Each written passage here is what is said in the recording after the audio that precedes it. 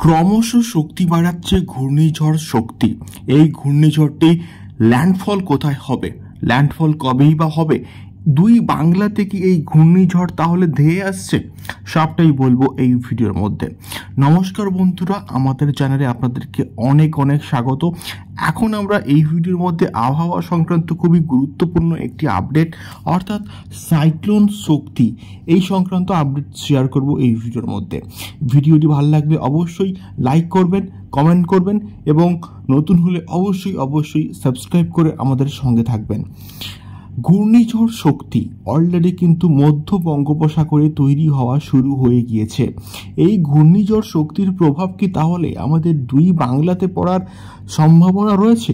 এইটা কিন্তু এখনো অবধি আমরা কনফার্মলি বলতে পারছি না, তার কারণ এটা এখন একদম প্রাইমারি স্টেজে কিন্তু রয়েছে। প্রাইমারি অবস্থায় থাকা যে কোনো ঘূর্ণিঝড় কিন্তু যে কোনো দিকে যে কোনো মুহূর্তে তার গতিপথ পরিবর্তন করতে পারে, যে কোনো সময় কিন্তু তার শক্তি বৃদ্ধি করতে পারে। এবং এই মুহূর্তে ঘূর্ণিঝড়টি একদম প্রাইমারি অবস্থায় আছে এবং এই ঘূর্ণিঝড়টি আস্তে আস্তে ঘনীভূত হচ্ছে এবং শক্তি সঞ্চয় করা শুরু করে দিয়েছে। এবং এটি পরবর্তীকালে নিম্নচাপ, তারপরে গভীর নিম্নচাপ এবং তার পরবর্তীকালে কিন্তু অতি গভীর নিম্নচাপ থেকে ঘূর্ণিঝড়ে কিন্তু পরিণত হয় এবং এটি কিন্তু আস্তে আস্তে স্থলভাগের দিকে অগ্রসর হয়। তবে এটির আমরা কিন্তু অবশ্যই লাইভ ট্র্যাকিং করব, লাইভ ট্র্যাকিং করে কিন্তু দেখে নেব। আপনারা এই চ্যানেলে কিন্তু নজরে রাখবেন। আমাদের উদ্দেশ্য কিন্তু অবশ্যই ভয় দেখানো নয়, সবাইকে সতর্ক করা। আমরা লাইভ ট্র্যাকিং করে পরবর্তী ভিডিওতে দেখে নেব যে ঘূর্ণিঝড়টি এক্স্যাক্টলি অবস্থানটা কোথায়।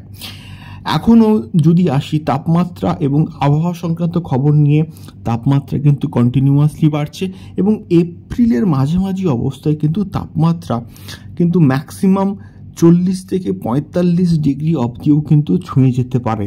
এবং বর্তমানে খুব বেশি বাইরে দরকার না থাকলে না বেরোনোই কিন্তু ভালো।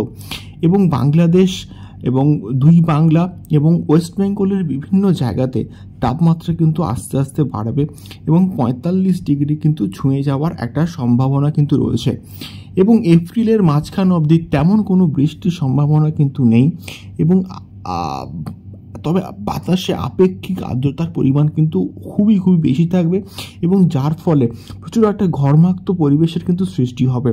তো এটাই ছিল এখন আবহাওয়া সংক্রান্ত খবর, ঘূর্ণিঝড় শক্তি সংক্রান্ত খবর, সাইক্লোন শক্তি সংক্রান্ত একটি এক্সক্লুসিভ আপডেট এবং আবহাওয়া সংক্রান্ত খবর। আপনাদের ভিডিওটি ভালো লাগলে অবশ্যই কিন্তু লাইক করবেন, কমেন্ট বক্সে কমেন্ট করে শেয়ার করতে পারেন আপনাদের বহুমূল্য মতামত। দেখা হচ্ছে পরবর্তী ভিডিওতে ঘূর্ণিঝড় শক্তি, সাইক্লোন শক্তি এবং ওয়েদার রিপোর্ট সংক্রান্ত আরও এক্সক্লুসিভ খবর নিয়ে। নমস্কার।